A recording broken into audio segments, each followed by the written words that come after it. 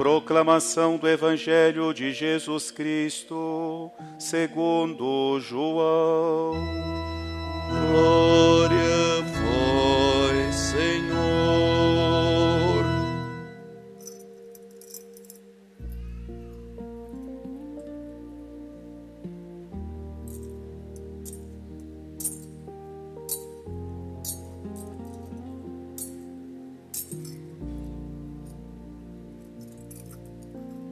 Naquele tempo, Jesus chegou a uma cidade da Samaria chamada Sicar, perto do terreno que Jacó tinha dado a seu filho José. Era aí que ficava o poço de Jacó. Cansado da viagem, Jesus sentou-se junto ao poço. Era por volta do meio-dia. Chegou uma mulher da Samaria para tirar água. Jesus lhe disse: "Dá-me de beber." Os discípulos tinham ido à cidade para comprar alimentos. A mulher samaritana disse então a Jesus: "Como é que tu, sendo judeu, pedes de beber a mim, que sou uma mulher samaritana?" De fato, os judeus não se dão com os samaritanos.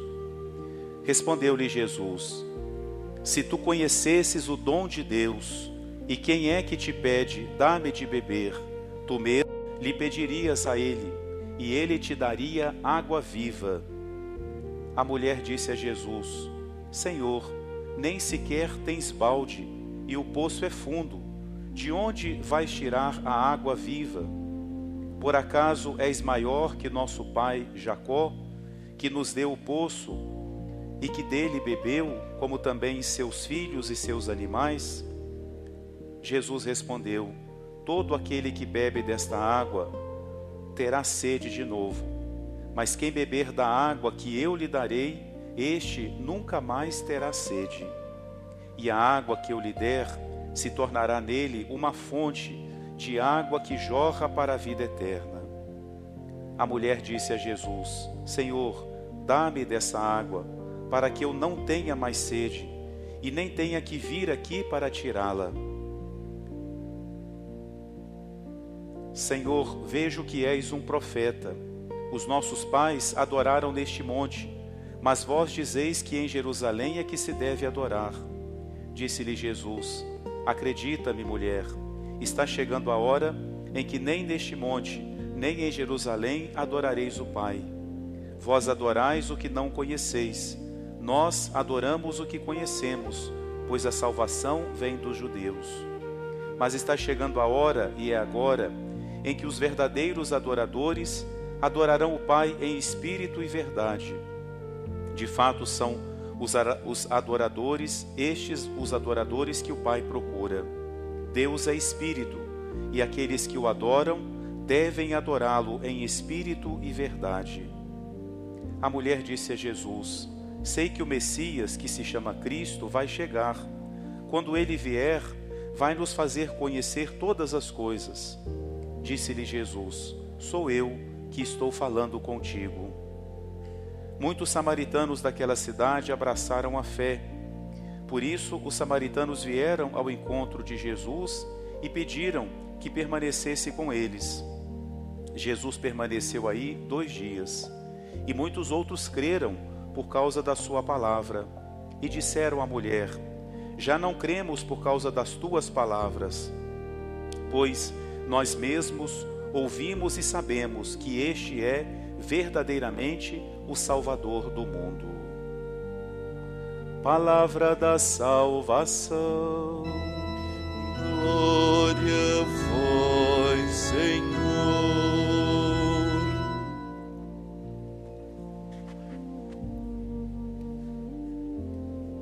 Queridos irmãos e irmãs, neste terceiro domingo da Quaresma, a Igreja nos convida a refletir sobre a ação de Deus em nós, na nossa vida, através de um símbolo, de uma criatura de Deus, através da água.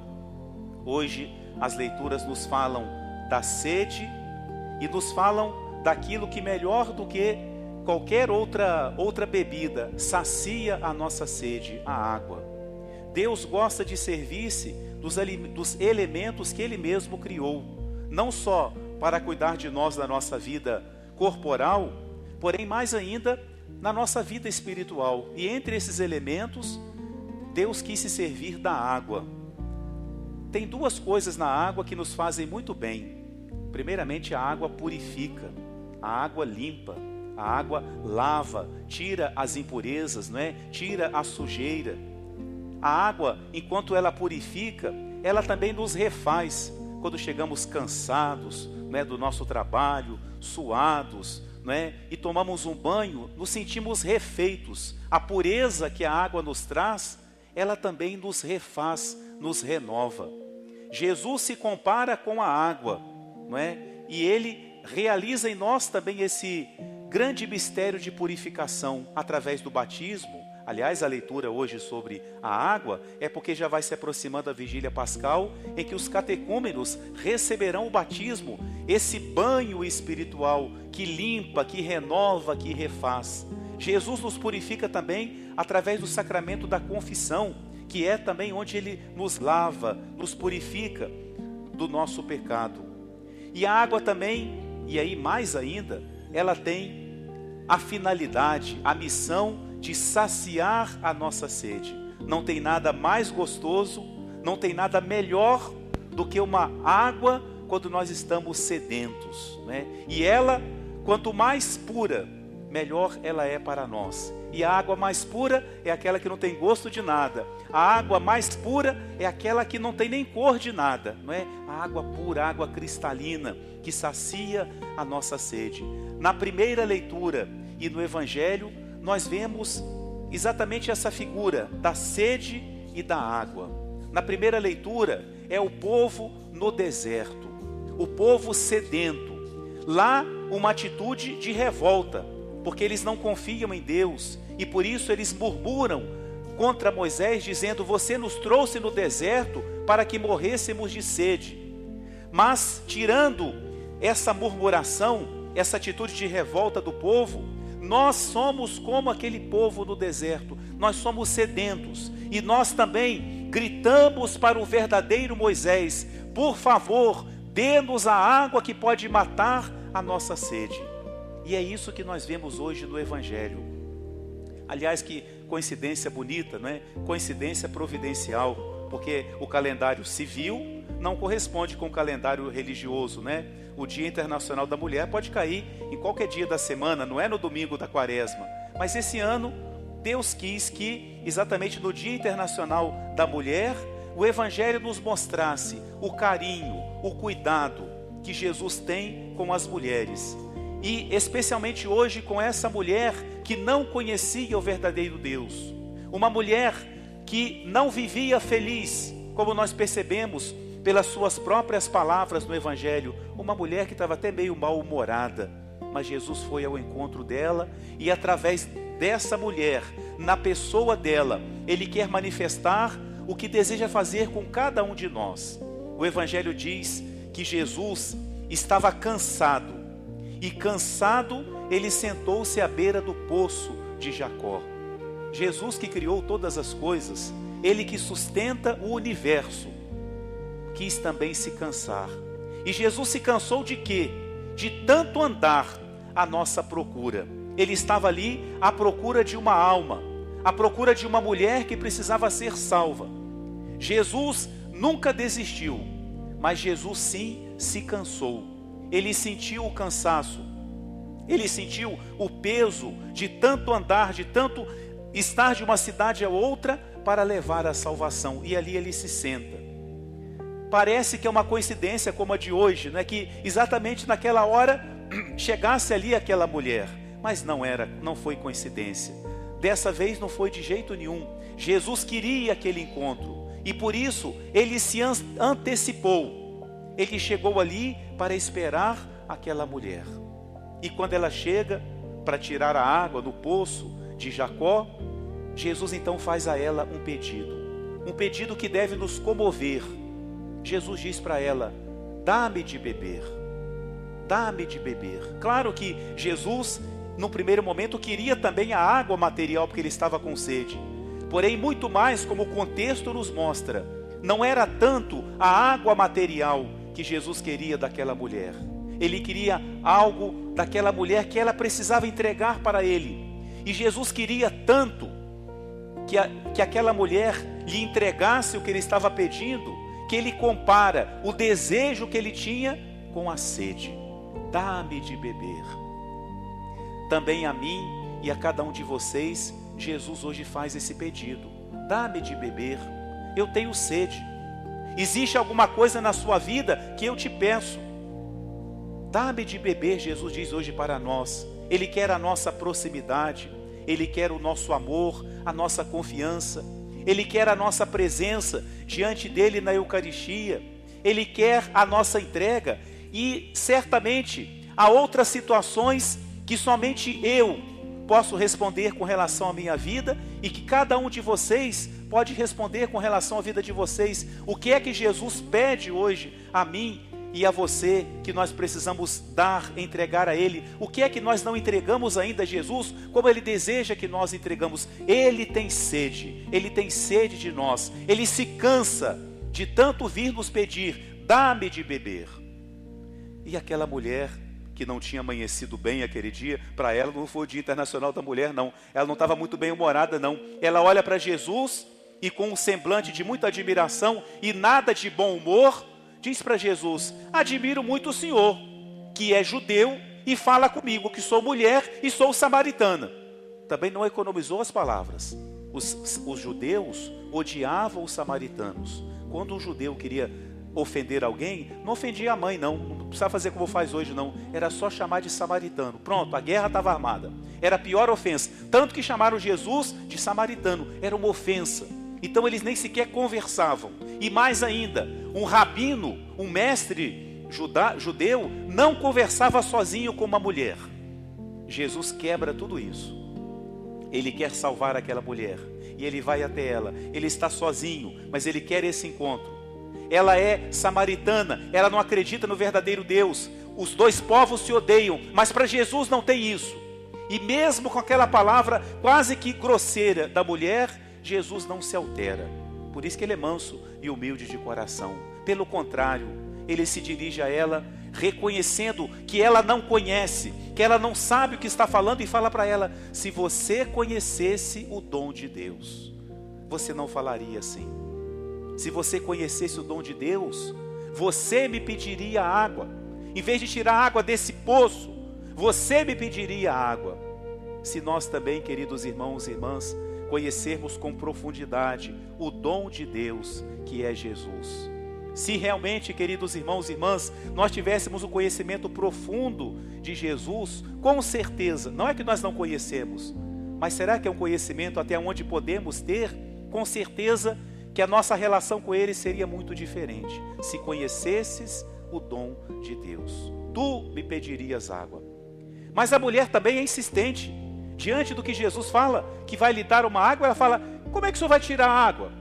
O senhor chegou aqui, está sentado, cansado, e vai tirar água com o quê? O senhor não tem um balde? Ela só consegue pensar de uma forma material. Ela ainda não entendeu o que Jesus está falando com ela. Ela ainda está muito presa na matéria, no material, no literal das palavras. Mas Jesus não se importa. Ele vai trabalhando o coração dela.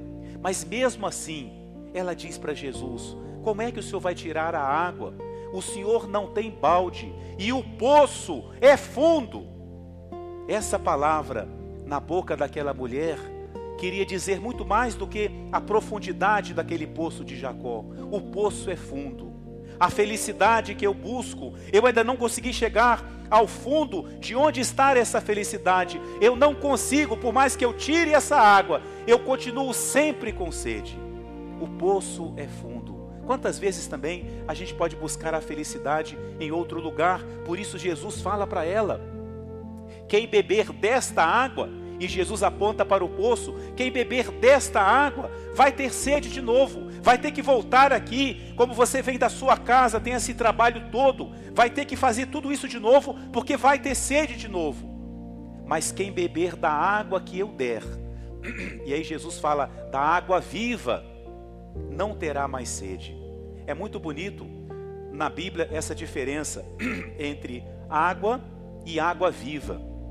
O que é água viva? Não é aquela que queima a gente no mar, não. Água viva é água corrente, é água que não para, água que jorra, por exemplo, de uma cascata, de uma nascente, de uma cachoeira, de um rio. É água viva, é água em movimento.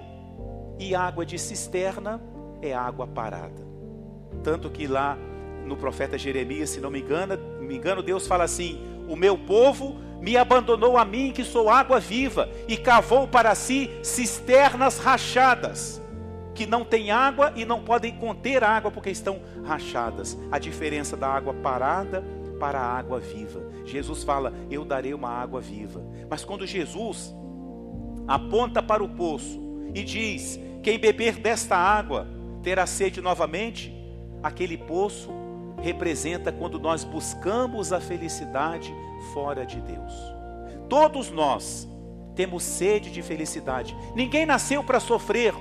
Ninguém nasceu para se entregar à tristeza. Mesmo que nós tenhamos momentos de cruz e de tristeza, em nós existe uma ânsia de felicidade, uma ânsia de realização, que nós só podemos ter em Deus, naquilo que vem de Deus e naquilo que nos leva a Deus. Se não vem de Deus, se não leva a Deus, se não é Deus, cada vez que buscarmos a felicidade nessas coisas ou pessoas, Jesus vai apontar também e vai dizer: quem bebe dessa água vai ter sede. Enquanto você ficar bebendo dessa água parada, dessa cisterna rachada, você vai ter sede, você vai voltar.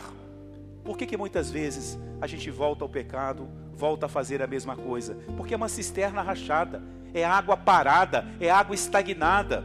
E aí Jesus aponta para ele: mas quem beber da água que eu der, esse não terá mais sede, e de seu peito jorrará uma fonte de água viva. A água que Jesus nos dá. A mulher, seguindo o raciocínio de Jesus, mas ainda pensando meio materialmente, mas Jesus, o Espírito Santo vai conduzindo aquela mulher. Ela fala para Jesus: Senhor, dá-me dessa água, para que eu não tenha que voltar e buscar água de novo no poço. Esse deve ser também o nosso pedido hoje: Senhor, dá-me dessa água. Eu não quero mais voltar ao poço rachado, onde eu já busquei a felicidade. Dá-me dessa água que me sacia, que dá sentido para a minha vida. Dá-me a graça de sentir sede do Senhor, o Senhor que é a minha água viva. E aí Jesus manda que ela vá em casa, que ela busque o marido. Jesus sabia a vida dela toda, nunca tinha se encontrado com ela, e sabia toda a vida daquela mulher. E ela tenta se defender ou enganar Jesus, mas ela percebe que Jesus conhece tudo da vida dela, e não conhece numa atitude de julgamento e condenação, mas a água viva que Jesus quer dar para aquela mulher e para cada um de nós, também significa que Ele quer transformar a nossa vida, porque a água lava, a água purifica, e aquilo que não estava bem na vida daquela mulher, Jesus quer lavar, quer purificar, quer transformar o coração dela. E à medida que vai acontecendo esse diálogo, aquela mulher vai percebendo quem é Jesus. Primeiro ela fala assim: será que o Senhor é maior do que o nosso pai Jacó? Depois ela fala: será que o Senhor é maior do que um profeta? Depois ela começa a falar do Messias, do Cristo. É o Espírito Santo conduzindo aquela mulher, até que Jesus se apresenta a ela e fala: sou eu que estou falando contigo. E diz então São João que a mulher saiu correndo. Quando ela percebe que é Jesus, que é o Messias, o Salvador, ela vai à cidade e ela vai dizer para todo mundo: venham, venham e vejam alguém que contou, que falou tudo o que eu tenho feito. Ela começou a fazer uma confissão pública, né? Ele falou tudo o que eu fiz.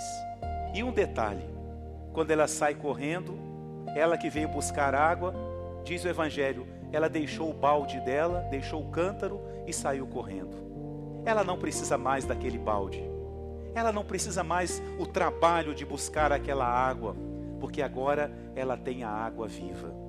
Qual será o cântaro ou o balde que nós precisamos deixar de lado, que está nos enganando com uma falsa água, uma água que não sacia? O que é que precisamos deixar para que nós também possamos sair correndo, livres, leves e dizendo: eu encontrei alguém que me falou tudo o que eu fiz e não me condenou, mas pelo contrário me chamou para perto dele. Aquela mulher se tornou uma verdadeira evangelizadora. E as pessoas vieram estar com Jesus.